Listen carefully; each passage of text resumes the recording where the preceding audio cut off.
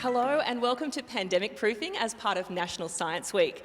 My name's Tegan Taylor and I'm a health and science reporter with the ABC. And I would like to start tonight by respectfully acknowledging the traditional owners of the land on which this event is taking place and pay tribute to elders past, present and emerging. So this event is all about celebrating the amazing scientists who help improve our lives, how we work and play, even more so at the moment as part of the COVID-19 pandemic. And if you're logging in from Queensland or anywhere around the nation, thanks. We're so happy to have your virtual presence with us tonight. National Science Week, in partnership with Inspiring Australia Queensland and the Queensland Museum, will run from the 15th to the 23rd of August, and it's available online on the National Science Week website or directly through inspiringqueensland.com.au. So let's meet our panel tonight. We have Professor Ian Fraser, who leads a research group at the Translational Research Institute here in Brisbane, and who's recognised as the co-inventor of the technology enabling the HPV vaccines, which are currently used worldwide to prevent cervical cancer. In the middle, Dr. Kirsty Short, head of the Viral Pathogenesis Lab at the University of Queensland, whose group has begun work on SARS-CoV-2, developing therapies and reducing the severity of disease for patients with diabetes. And Professor Paul Young from the University of Queensland, whose group is currently progressing a candidate COVID-19 vaccine through clinical trials. So, Kirsty, let's start with you. What are viruses and why do they even exist at all?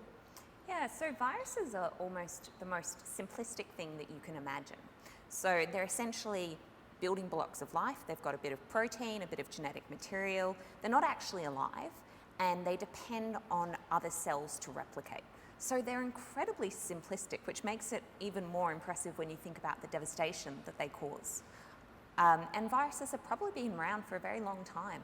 So we've really co-evolved with them.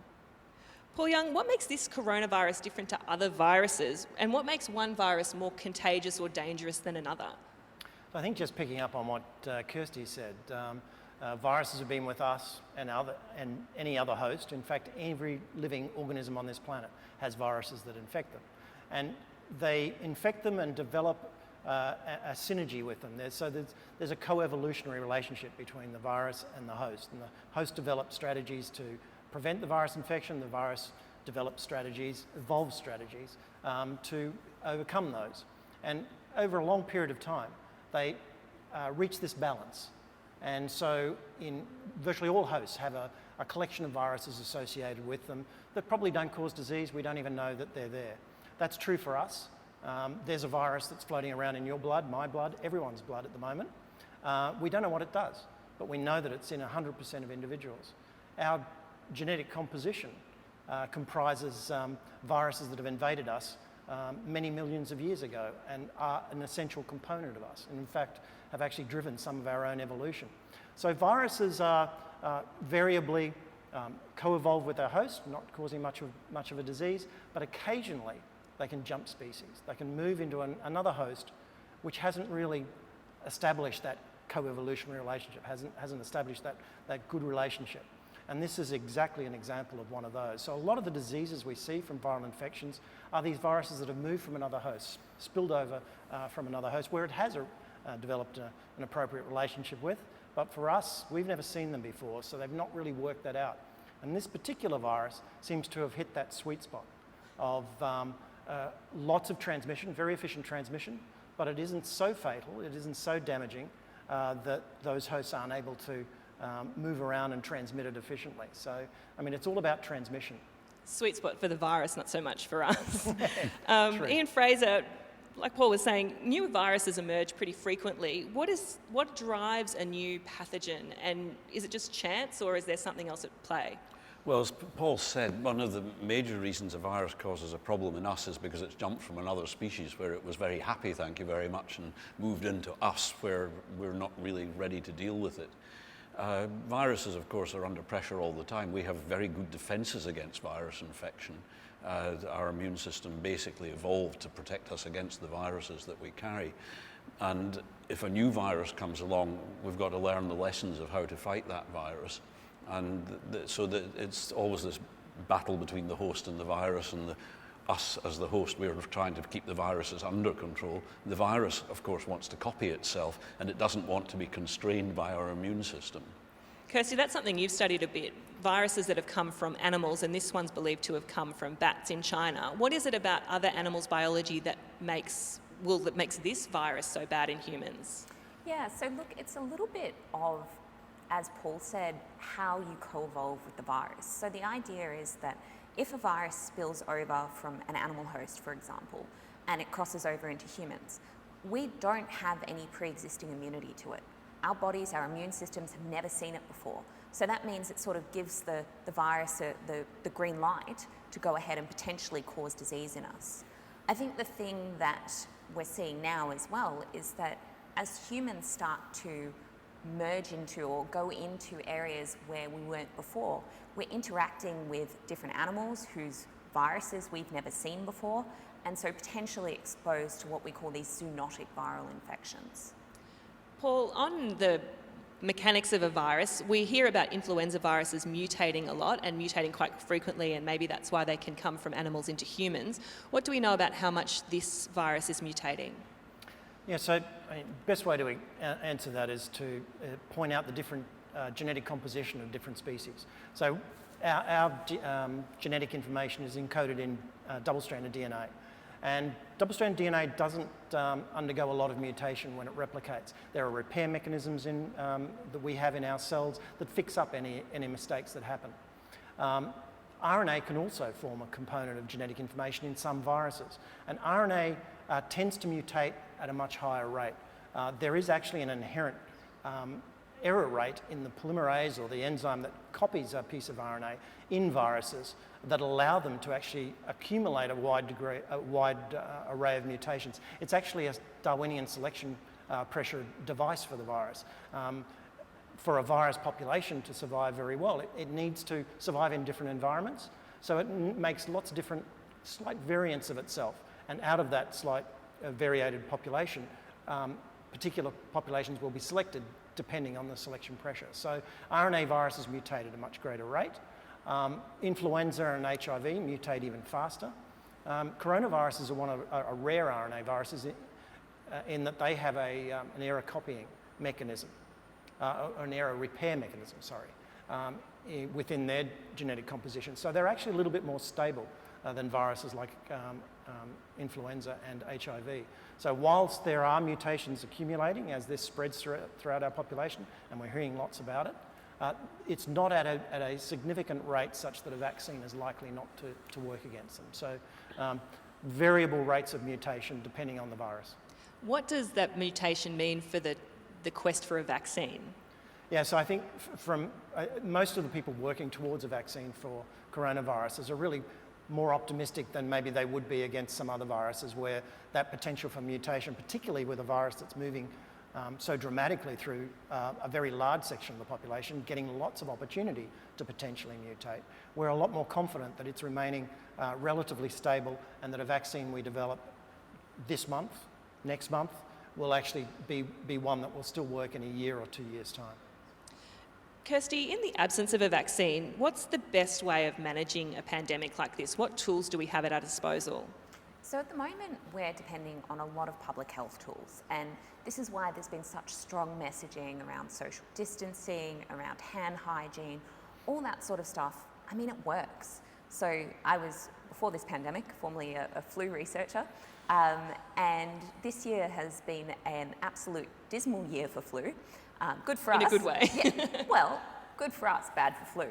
And that's really because these social distancing mechanisms are so effective at preventing not just COVID-19, but other respiratory viruses.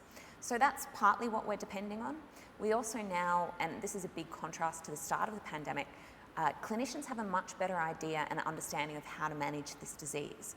And we do have some treatments approved, and also we have what was really a little bit of a game changer with the approval of dexamethasone, which is a sort of anti-inflammatory drug, which you would think is not the right thing to use for a viral infection. But in fact, what that has shown to do is reduce the out-of-control pro-inflammatory response you see in really severe patients. So certainly there are treatment options and there are preventative options, but ultimately we're looking for a vaccine. So, Paul, we're waiting. Come on, Paul. Come up with, is it tonight? Is tonight the night? No, not quite. Not tonight. Tomorrow. No pressure. Yeah. Can you talk a little bit about that inflammatory response, Kirsty? It's not really the virus, it's almost like the body's attacking itself. Yeah, we see that both with severe COVID-19 and also with severe flu infections as well. See, I'm a loyal flu person. What you see is that the viral replication is initially important, but then what happens is the immune system gets switched on and it just doesn't seem to get switched off. And your immune system is really, really potent. So as well as producing all these things that kill viruses, it can actually also kill tissue, your tissue. And you imagine that this is all happening in your lung. That can actually destroy your lung. And as soon as your lungs are destroyed, it becomes very difficult to breathe. You can have multi-organ shutdown. So you can see in the lungs of severe patients that actually the complete architecture of the lung is lost. And it's actually very, under a microscope, very difficult to identify it as a lung because there's just been so much damage. Ian, is that not counterproductive for the virus? It wants the host to survive so that it can continue to be passed on. Well, if you look at the figures, you'll realise that in fact the vast majority of people who are infected with this particular virus don't get very sick. And therefore, from the virus's point of view, that's wonderful because they're infectious, but they're walking around in the community and spreading the virus. The 1%, the 0.5% who get seriously sick with that, we don't know why that is. We think there might be some genetic component to it, but we haven't really identified one yet. So that basically they're the people whose immune system isn't really fit for purpose for this particular virus. And our immune system works very well normally to keep viral infections under control. It's designed to do that. It has mechanisms which will kill virus-infected cells. But if the virus gets ahead and spreads in a very large number of cells, and a large number of cells will die, the inflammatory response is there, and it overwhelms the body's own cleaning up mechanism and basically damages our own tissue, as has been said. So we think that most viruses would prefer mostly not to do as much damage as they do because they don't think, but they are most successful if they spread well. But occasionally somebody might just not have the right response to control the virus quickly, or a very big dose of virus is given to them, and then there's a better chance of something destructive happening. I think that's one of the really interesting things, or potentially the most significant things about this pandemic, is that you do get asymptomatic spread. So, you know, as you mentioned, that's sort of the ideal scenario where you have an individual who's healthy in the population going about mingling and potentially spreading the virus. So in that way, you know, the virus is actually very well adapted to our society. That's in contrast to SARS, isn't it? Yeah, I was just going to extend on that as well. Even in those people who ultimately become very, very ill, there's a temporal separation between the early infectious stage and that later severe disease phase. So even in the early stages of infection, those individuals are probably able to effectively transmit as well, and possibly even better, because one imagines there is even a higher viral load in the upper respiratory tract. So with SARS, it's different because that's why I was saying before that this virus seems to have hit the sweet spot in that the number of people who react poorly to this and potentially go down that fatal pathway is a lot less. And so it's still a lot higher than influenza, so it's still having a huge impact on our society, but it's 1% or thereabouts of infected individuals. With SARS, it was more like 20% or so.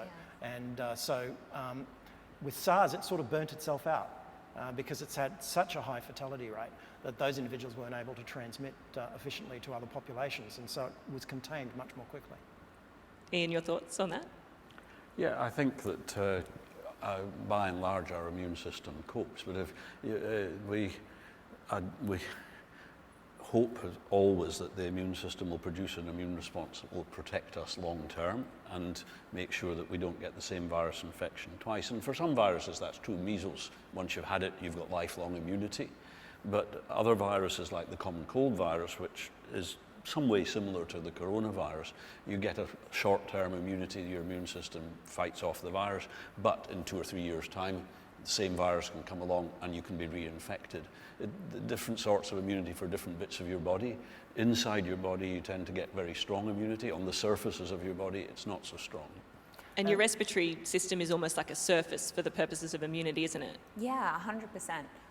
It's exposed to the environment. Think about everything that we're breathing in now. It's the same as sort of your gastrointestinal system, because everything you eat is potentially foreign and potentially dangerous. I think the other thing to note here is that another layer of complexity in this story is that everyone's immune response is slightly different based on their various factors. So we already know simple things like age makes a big difference in this pandemic. And unfortunately, as you age, your immune system tends to wane a bit and it just becomes less effective. We know that there's sex-based differences, so pros and cons to being male and female. So unfortunately, males are doing worse in this pandemic, but then females, because of their immune response, are typically more susceptible to things like autoimmune conditions. So there's lots and lots of factors that make the immune response so complex. Yeah, I think one of the ways I like to look at the immune system, very simplistic, being a non-immunologist and being cautious about saying this, but it's like a radio dial, and there's a balance that needs to be achieved. There are cells in the immune system that are positive regulators of a response, but there are also negative regulators that are able to switch it off when it's not appropriate. So in that co-evolutionary relationship I was talking about before, you find that just nice volume that the immune system has to both suppress a virus infection, but so that it doesn't become disease-causing, but allows it to also replicate. When you've got this out-of-kilter response from a virus that's never been seen before, sometimes that volume just gets turned up too high. But Kirsty, you were saying that as you age, your immune system perhaps becomes less strong, but one of the things that we're seeing harming people is this overactive immune response in older people. So how does that stack up? So I guess going back to Paul's analogy, I really like the analogy, is in that scenario, you've got the volume button. Was it volume or tuning? Well, I'm old school, it was button. Sorry. I use digital radio now. Yeah. So let's say the volume knob, you've got it turned all the way down.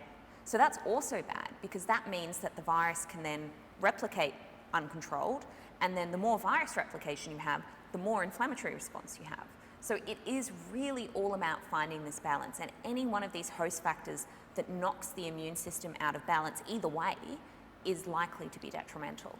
Yeah, we have two sorts of immune system, a very specific bit of immune system which can attack that virus specifically, and then a sort of general defensive system which is inflammatory by and large, and is quite, for example, it's very effective against bacteria, the general defensive system. But for viruses, if the virus is causing tissue damage and the specific bit of the immune system doesn't do the job, the general bit of the immune system will create problems for you wherever the virus is replicating. And so that's an overreaction of that just generalized immune response. Yeah, the general immune response is very useful. It's a very primitive sort of response, and it's particularly designed against bacteria, whereas the specific immune response is very much more specifically targeted at viruses. Yeah.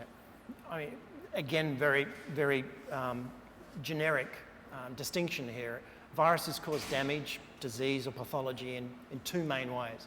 One, the virus can just grow out of control and directly damage cells of particular organs, and sometimes that doesn't matter. I mean, many organs can put up with a bit of loss and will still keep functioning. Where you start seeing disease is when a large number of cells are affected. And that can be through direct damage. And there are a number of viruses that cause their disease through that direct damage of cells and ultimately organ function. But there is this other side where a lot of the pathology is actually host mediated through this over-robust immune response. We call that immunopathology. So Which there one are is these COVID? two different ones. What does COVID do in the body to harm us? Kirsty. Yeah, I mean, it can be both.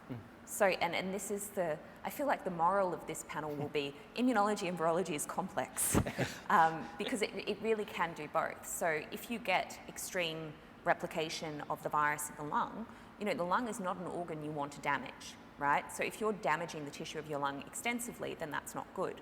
But at the same time, if you're getting an exacerbated inflammatory response, which does happen with COVID-19, that's also not good. So it really, both scenarios are possible with the same virus. One of the things that you've been studying is diabetes. What is it about diabetes that makes people have a worse time with COVID-19? Yeah, so what we know is that these metabolic conditions, and that's really diabetes and obesity, they play a big role in determining your immune response. So they generally lead to sort of a chronic low-level inflammatory response, And that can be bad because that can predispose you to that exacerbated inflammatory response. But there's also certain defects in what Ian was talking about, and that specific arm of the immune response that's designed to, or that has evolved, to really target viruses and kill viruses effectively.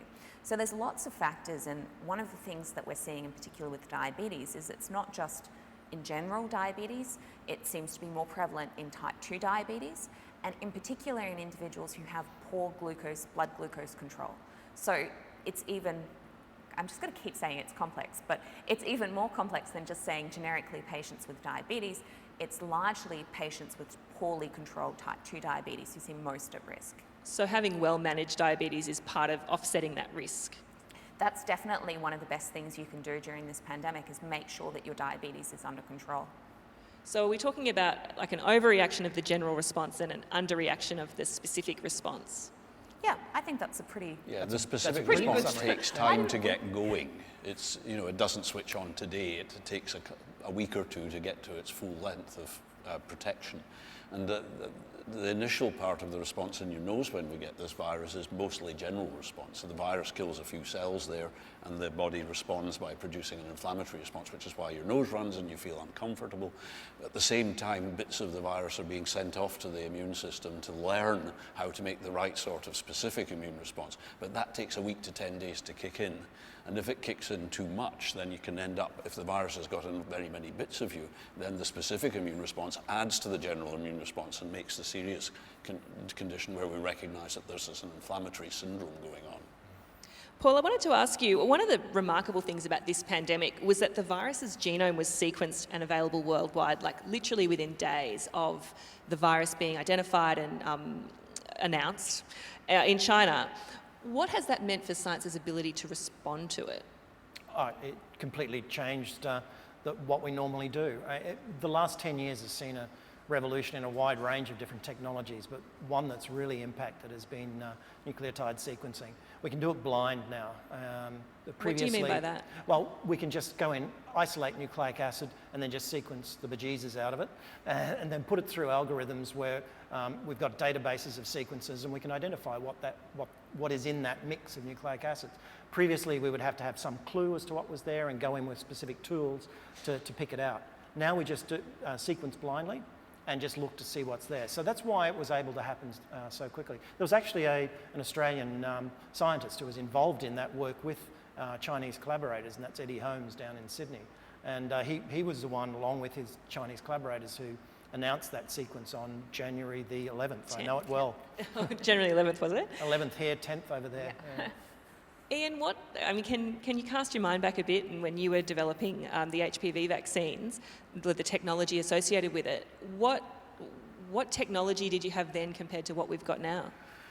Well, the HPV vaccine was one of the very first vaccines that was made using the benefits of recombinant DNA technology to make a vaccine. Prior to that, basically, you either grew up the virus and killed it and used that as the vaccine, or you grew up the virus and attenuated it, made it so that it was a bit weakened and therefore couldn't cause disease but still infectious. And that was the vaccine.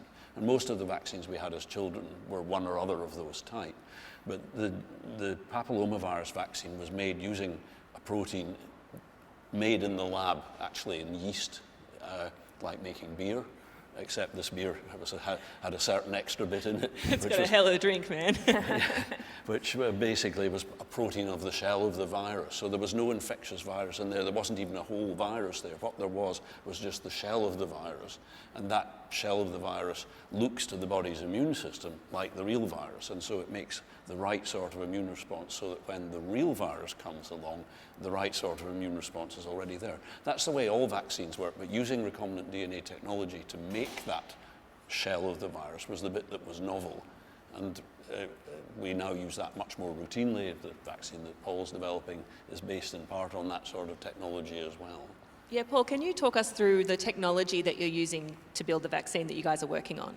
Yeah, there's probably two components to it. One is a platform technology we developed some 10 years ago and have been working on ever since, which is why we are ready to kick off straight away as soon as we got the sequence. The other is just this background technology of recombinant expression of proteins. We're not doing it in yeast, we're doing it in a mammalian cell line, but these cell lines can grow in large fermenters just like yeast can, and that's how we're generating the protein. As Ian said, all viruses, I mean, the cartoons that everyone sees as virus, particularly everyone is very familiar with what coronaviruses look like now. These big spikes on the outside of that, what is an envelope shell. It's a membrane, unlike papillomavirus, which is a solid capsid or solid shell. So these protein spikes stick out of this membrane, and they're the main targets of our immune response. That's what our immune response sees. So what we do is we make those. So we identify the gene sequence that encodes that particular protein, play with it a bit so that we can express just the outer domain, so the bit that sticks out of the virus. But there's a problem with that. And the problem is that the protein falls apart. It's actually designed to do that. It's got a job. It's a spike protein, but it has a job called fusion, which drives the fusion of the viral membrane with the host cell membrane as part of the entry process. It's how a virus gets into the cell.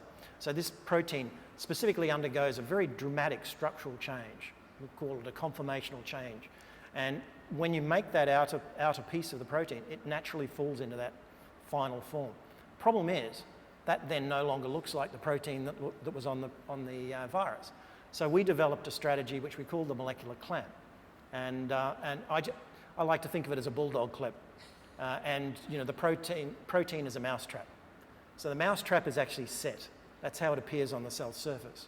When it finds a cell, a receptor that it binds to, that triggers the mousetrap. And it changes through its structure, pulls the two membranes together and fuses. So what we've done is we've been able to express the protein with the bulldog clip in place so that it just holds that shape. Sounds very high tech. So now, well, the high tech bit then comes in at the stage of how we can mass produce that at scale. So the manufacturing scale of producing this protein in large fermenters and being able to purify it at scale as well. So the protein is essentially this protein. Is that the platform technology that you were talking about? Yeah, so the platform technology is the molecular clamp, and that can work on a wide range of different virus groups. We developed against Ebola, Lassa fever, influenza, and a number of other viruses as well. We just happened to be working on MERS last year, which gave us a nice inroad and knowledge into how to actually handle a coronavirus. But this technology can be used kind of on a lot of different types of viruses. It's not specifically designed for COVID-19 or SARS-CoV-2. Correct, yeah. A wide range, like influenza virus as well, which in fact we were working on, and we had planned to go into clinical trials in the middle of this year with a clamped influenza vaccine. So we had already earmarked this clinical trial, which is we just swapped that out and put COVID in. So we were well placed. Ian Fraser, how do you decide who gets a vaccine first? Well, I'm pretty sure that the answer to that is quite simple. The people who are at the highest risk, and the people who are at the highest risk are the people who are looking after people who get COVID. So that will be the very first use of it. Once it's proven safe and effective, then we vaccinate the healthcare workers that have to deal with the disease. After that, it becomes a little more complicated, and I think one of the challenges will be to make enough vaccine that there's an equitable approach to making the vaccine widely available. The people that are at highest risk of dying are the ones who have got some immunocompromise. Unfortunately, they're also the ones that are going to be the hardest to effectively immunize, and that's the problem with the flu virus vaccine at the moment. It's really good for younger people and really not so good for people in nursing homes because their immune system doesn't respond well to the vaccine. So we're going to probably have to make this vaccine as potent as we possibly can for producing an immune response in the people who are at highest risk of getting seriously ill with the virus. At the moment, though, I think the hurdle is relatively low. It might not be that potent, the first few vaccines that we see on the market. That remains to be seen, and one of the big challenges is finding just how potent it actually is, because obviously nobody deliberately goes and exposes themselves to the virus to find out if they're protected. So that we're going to have to work in a community where different people are going to be exposed to different amount of viruses, more or less effectively vaccinated, and then try and average out and see how strong the response is. That will take some time, and it'll be quite a while before we learn really how effective this vaccine is. The nice thing is that there are lots of vaccines under development. I mean, the last time I heard there were over 160 that are being pushed through the process of early stage clinical trials and heading out for efficacy trials. they are different in their fundamental nature. We have several different technologies now for making vaccines, and some of them may prove more effective in the elderly, some may prove more effectively in young people, some will be safer, some of them will be less safe. And we've really got to work all of that out. And there may be even scenarios where combining the vaccines and using one after the other might actually boost the response even more effectively. Why would that be? Can you unpack that a little bit? So there's a strategy that we've known about for 20 years or so, but it's never really made its way into human use. But we know that in animal studies it works, and that's called prime boosting. And you prime with one particular vaccine type and boost with another. Both of them, let's take for example the one that was in the press the last 24 hours or so, and that's the Oxford vaccine, which is based on a viral vector. It's a chimp adenovirus that carries the gene sequence for the spike protein of COVID. Our vaccine is the spike protein itself. So we're both targeting the same protein, but it's delivered in slightly different ways. Now, if you immunise with say, the Oxford vaccine first, then you will stimulate a certain immune response. You come in with that same vaccine again, and you can actually get some complications, off-target effects and so on. But if you're boosting with just the protein, then you actually really focus the immune response down onto the target. So there is a real benefit in a prime boost approach. And I think that's really one of the best aspects of the sort of global response to the pandemic, is that we're not putting all our eggs in one basket and just doing one vaccine. And we're not only covering the bases there, but as Paul says, there's the potential to combine vaccines and get even better immunity. So there's lots of options available depending on what proves to be the most effective. Right, because there's been a lot of talk about the fact that we've never had a successful vaccine for a coronavirus before, and perhaps that might indicate that it's going to be really hard to get one for this, but that's not necessarily the reason why we haven't had a successful coronavirus vaccine before. Well, I mean, the coronaviruses that we were dealing with previously, at least in humans, caused the common cold. And while there was a little bit of effort put into developing a vaccine against the common cold, the problem is that there's about 20 different viruses cause common colds. And the idea of developing a 20-valent vaccine for something which, after all, you get better within a week from is probably not going to be highly important in the scheme of things. This coronavirus, of course, is different. And there are animal coronaviruses where we have relatively ineffective vaccines, but because the disease is serious enough for the animal, the vaccine is actually used. The coronaviruses that infect the gut of young pigs and cattle, for example, are protected against by vaccines because for the young animals it's a serious disease, for the older animals it's not. So we have got coronavirus vaccines that are used for animal purposes at the moment. And those other coronaviruses that previously have spilled over from animal hosts, bats again, into humans, SARS and MERS, that cause serious disease. There were vaccines developed against both of those. They were shown to be effective in animal models, but there are other reasons why they then didn't go through the full clinical trials pathway and development as a commercial product, because there was no commercial imperative to do that. With SARS, it disappeared of its own account. MERS is still simmering away, but the impact it has on communities is not large globally. And the reason why we will see this vaccine through, or these few vaccines I assume through, is because of the extent of the impact that COVID has had. Right, so it's about the global will to do it and funding it. Yeah, I mean, it's not that there's anything special about coronaviruses that make them impossible to vaccinate against. It's just we haven't had a situation like this before where, as Paul said, there's been the need and the economic incentive as well as the humanitarian incentive to do it. Ian, I think it was you that said before, you get measles, you're immune for life. How long, if we do develop a successful COVID-19 vaccine, how long do you expect that immunity to last for? Are you going to need to get shots again and again throughout your life? I suspect that probably yes, but we don't know is the short answer. There's two different aims with a vaccine of this sort. One is to protect you against getting seriously ill when you're exposed to the infection. And it's possible that the long-term immunity that you get from the sort of combination vaccines that Paul was talking about might give you that lifelong protection against getting seriously ill, especially if you continue to be exposed to the virus by other means, so that your immunity is being boosted by natural exposure. The other sort of immunity we'd really like to have is sterilizing immunity, so that not only do you not get sick, but you don't carry the virus around and you don't spread it to other people. That's a little more difficult because the inside of your nose is a more difficult place to get a good immune response, and it's quite possible that the vaccines that we start by developing will be very good at protecting us against getting seriously ill, but might still enable us to carry the virus around and therefore infect other people. So is that different to other vaccines that we have at the moment? Are most of the vaccines that we would be getting as childhood immunisations or travel vaccines, are they sterilising? Most, well, I guess it depends what you mean by sterilising, but yes, most of them are to our knowledge sterilising. But we don't really look for that. I mean, if you get measles, then you get the rash and the spots, the virus spreads through your body, and then the next time you see measles, you don't get that. But that doesn't mean you haven't had a little bit of replication going on somewhere that we didn't know about and you're passing it on to other people. The reason we don't see measles anymore is because we have herd immunity.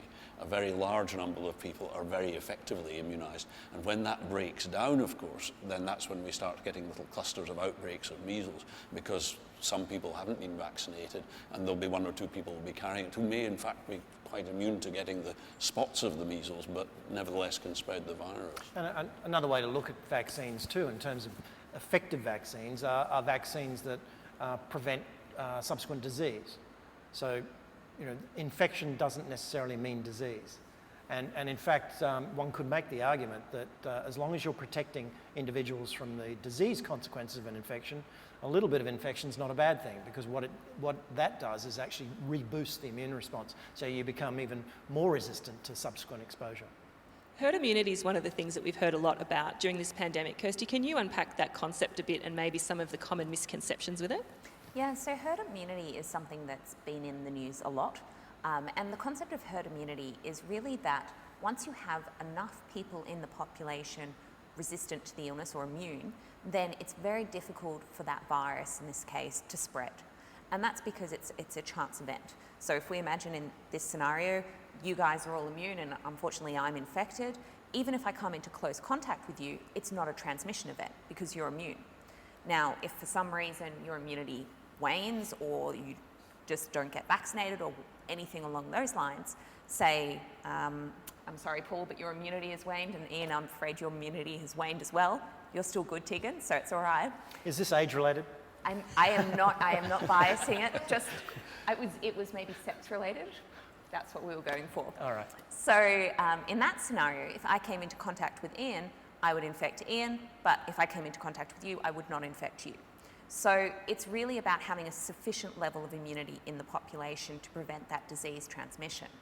Now, you can achieve that through 2 mechanisms. One mechanism is just through natural infection, and that's where enough people have had the infection, it's passed, they've developed natural immunity, and therefore they're resistant.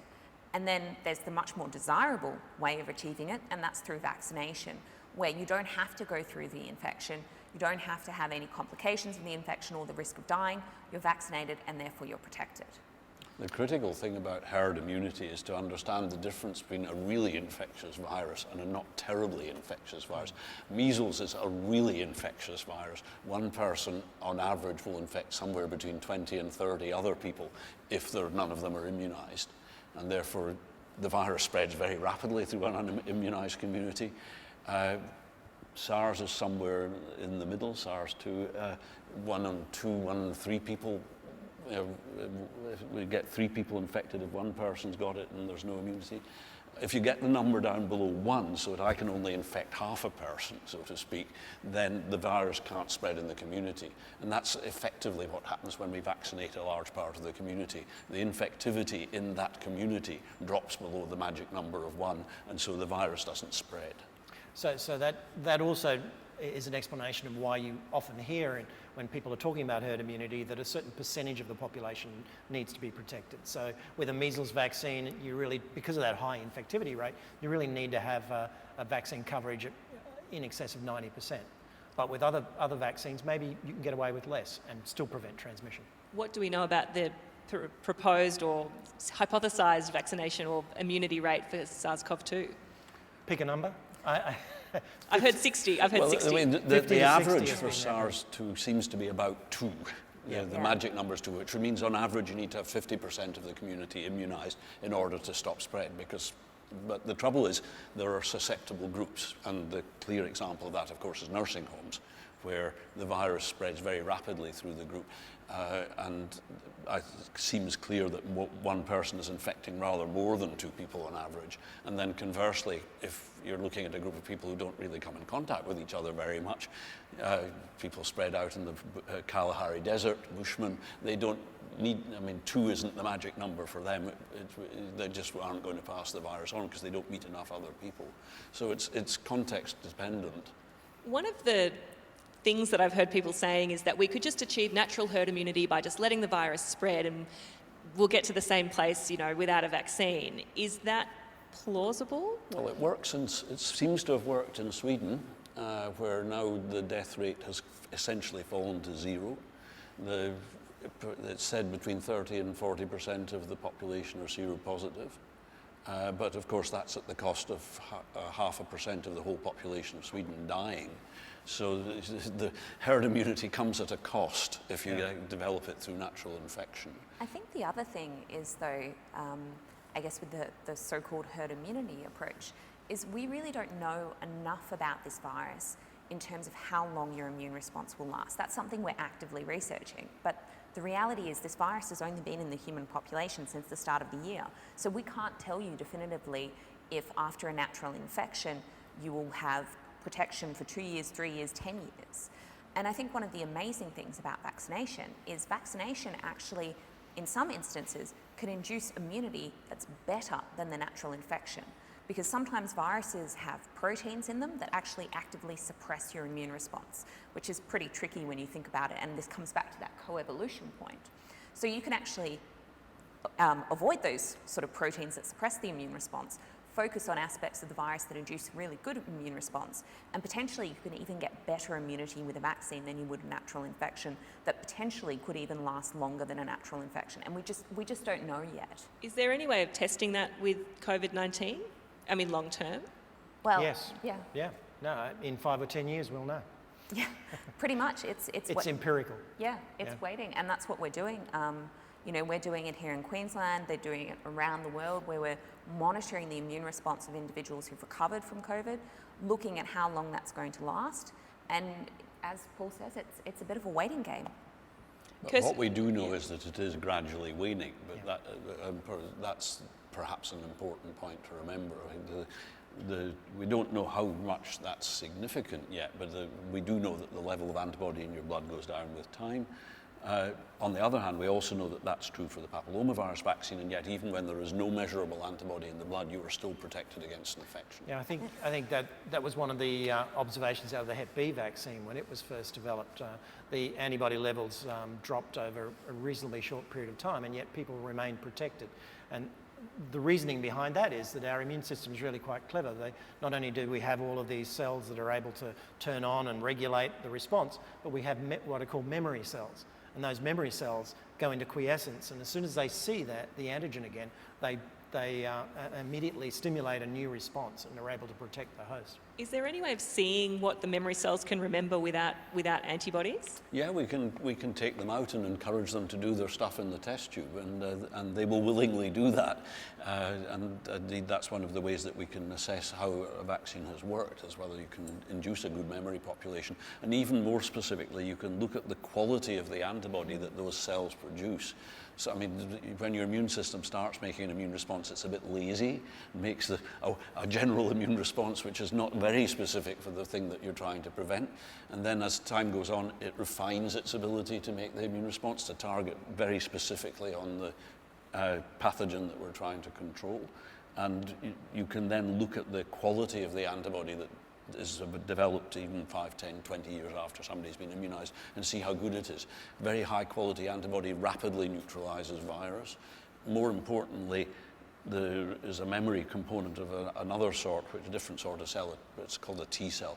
And these are killer cells that will come in and kill virus-infected cells. And the memory for them is equally important. Measles, the protection against measles long term is much more to do with killer T cells than it is to do with antibody.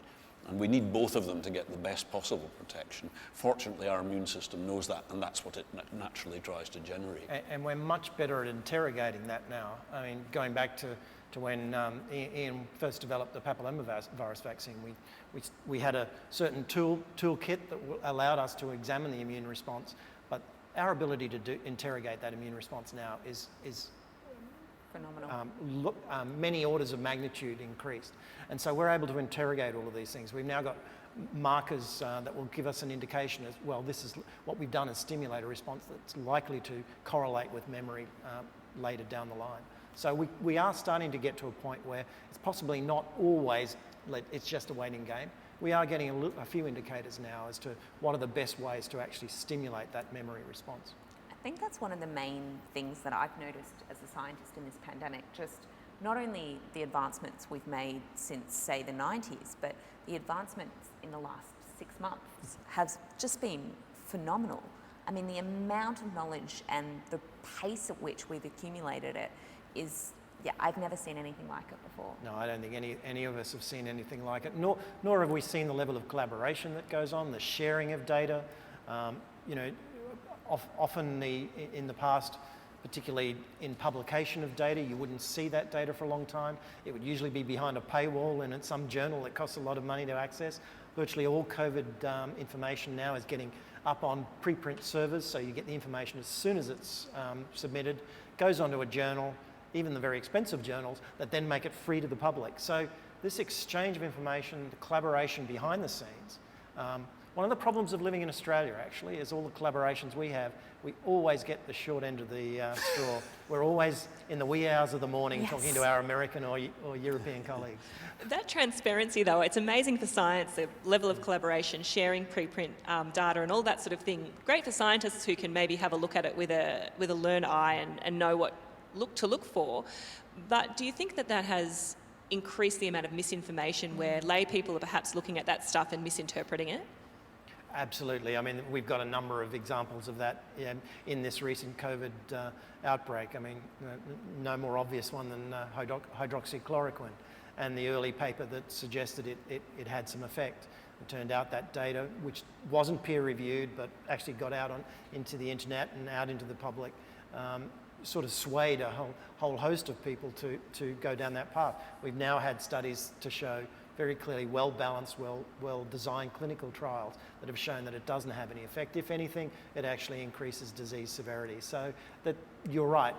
It's the downside of that free information exchange. But that's also the nature of this day and age. You know, we're bombarded with information. You just get a WhatsApp group and you get a random message from a family member who wants to warn you about something dangerous that they've read or whatever. And I think it's really a telling thing, and I hope what we learn from this pandemic is that we need to evaluate things critically.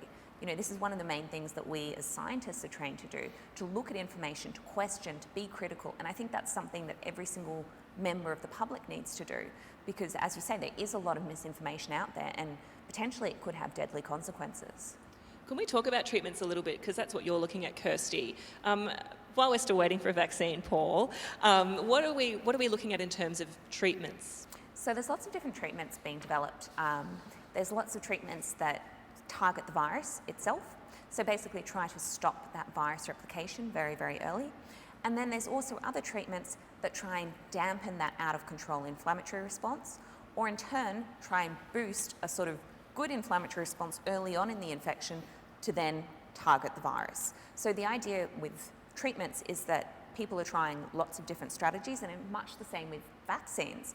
There's the potential that you could actually combine treatment options, and we know that that's been very effective for past viruses. So potentially you could have a treatment that targets the virus replication, but also keeps that inflammatory response in a good balance. So there is lots of treatment options and treatments being explored. So some of the treatments would be, I've gotten sick, here's a medicine to make me better.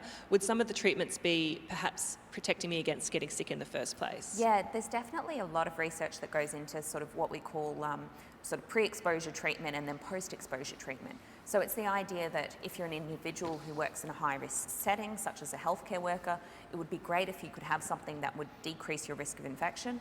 But in the same token, if you're very severely infected and you're lying in the ICU, you need something to actually reduce disease severity. So all this research is going on, and ultimately, it's hoped that it'll be complementary with a vaccine, in the sense that it takes a while for a vaccine to be produced, and it takes a while for a vaccine to get out there and to be distributed around the world, and so we need something in the interim. It's worth pointing out too that, many drugs that treat specific diseases have to go through the same pathway as vaccines.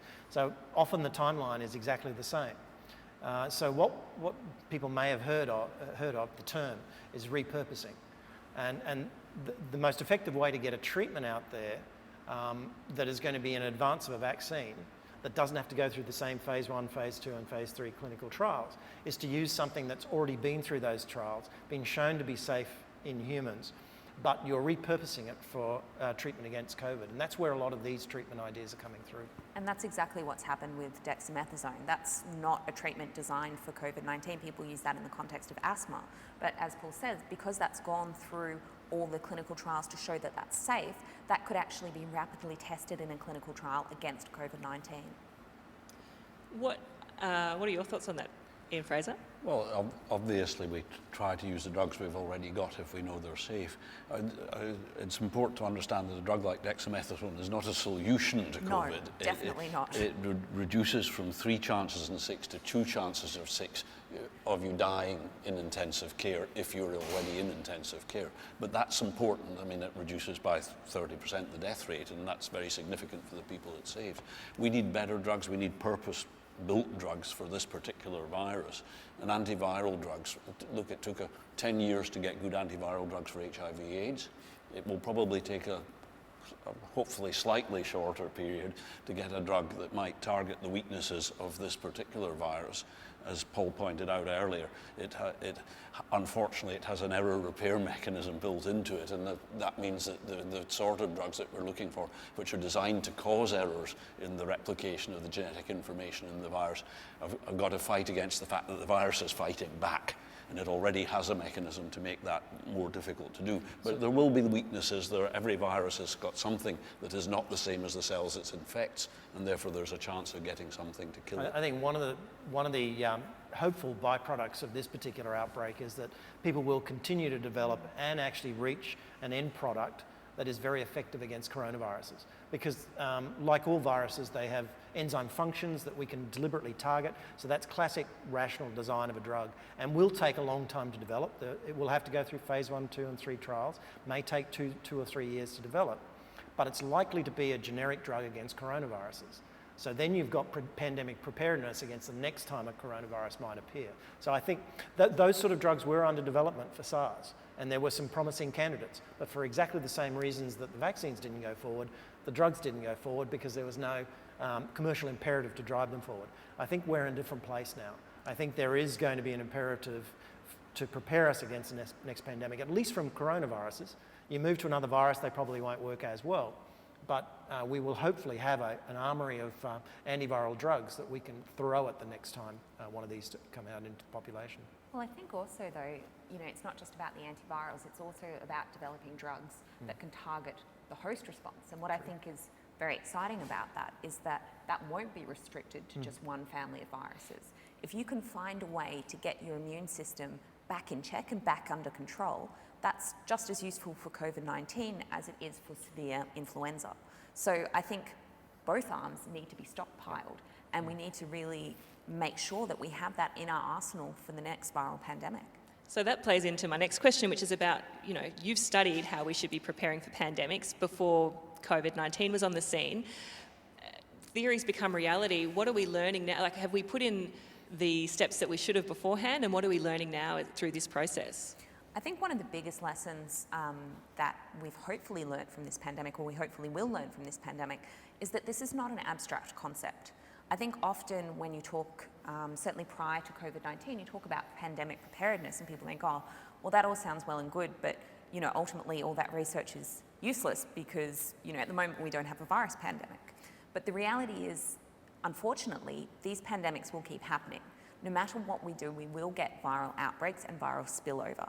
It's about making sure that we have the mechanisms in place to monitor that, So it's about fundamental monitoring. It's also about supporting science and supporting fundamental science such that when a virus outbreak does emerge, we have the tools, we have the technology to go ahead and do what these guys have done and develop a vaccine. And then it's also about making sure that we have the public understanding and the public support. And that's something that's really emerged in this pandemic, that when things become politicized or when there's too much misinformation, that's where the public health response can go really wrong. So it's really, pandemic preparedness is a multi-pronged approach that involves everything from science to the general public's understanding of how to critically analyse data and how to critically evaluate sources. I think this pandemic has definitely put the focus on pandemic preparedness. But the reality is we were in that space about 4 or 5 years ago. And we'd never really done this before. And finally, I mean, WHO got criticism every time they reacted to an outbreak because it was always slow, it was never overly effective. So the outbreak in particular that really led to just a change in thinking about how we should deal with these outbreaks was the Ebola outbreak in 2016. And they got a lot of criticism for the delayed response and the fact that virtually everything they did was reactive. And so they pulled a group together and said, okay, how are we going to do this in the future? How are we going to be prepared? And the first thing they did was they developed a hit list of top priority diseases, of viruses that were simmering away in the background and had the potential of emerging. And the reason they did that was they had the example of Ebola. There was the Zika outbreak not that long ago. That was a virus that was first identified in the 1940s. So again, something that emerged. But there was always this possibility of something emerging that was unknown. And they actually had this on the list. For the first time, they actually identified it, called it Disease X. And that was the moment we started really thinking about how we're actually going to be prepared. Now, WHO doesn't get a lot of money, and they don't really have the resources for really implementing these ideas. They're policy developers mostly. And what they were able to do is stimulate this other organisation called the Coalition for Epidemic Preparedness Innovations, or CEPI. And that was a body funded by the Wellcome Trust and Bill and Melinda Gates Foundation. World Economic Forum was on board, and a number of donor countries. And they had a significant war chest to start funding deliberate investment in development of vaccines against these exotic pathogens, and also platform technologies that could be rolled out when Disease X emerged. So we were actually building this pipeline of activities, and we were the recipients of one of those grants. We started in 2019, so we'd already had a year of developing some of the bits to put into that pipeline. We didn't expect to be challenged quite as early as this, but this experience with this outbreak has given us even more learning experience about how we would deal with it better next time. So I think the world has changed. Ian Fraser, final question. What do you hope the world takes away from this pandemic towards the next one? Well, I think one of the things that we have to understand is that there's as much social science in this as there is biological science. And look, it extends even broader than that. We need to think about the built environment and how that is impacted on the rapid spread of this particular virus. And we need to think about how we can encourage people to understand that just because they're not at risk themselves of getting ill, that doesn't mean that they can adopt behavior patterns which put other people at risk. It's really a whole of culture thing, a whole of society thing that we have to deal with this. Crowding people together in small spaces in cruise ships was not good for spreading this virus around, especially when they shared air conditioning systems throughout the entire boat. We'll learn from that, and hopefully we'll be able to make use of that information to reduce the risk of another pandemic like this one in the future. And maybe just add in a quick one. Go on. It is National Science Week, and that is the power of basic science. We wouldn't have been where we are today being able to develop this vaccine if it hadn't been for the previous 20 years of basic science research that gave us the tools to do this. Basic science is critical. Well, that's all we've got time for tonight. Thank you, panel members, so much for joining us, and everyone who joined us online, at home, or wherever you are. If you missed any of the conversation tonight, there'll be a link on the website shortly so you can view at your leisure this week. That website's inspiringqueensland.com.au, and you can also get all of the latest Queensland research responses to COVID at science.qld.gov.au.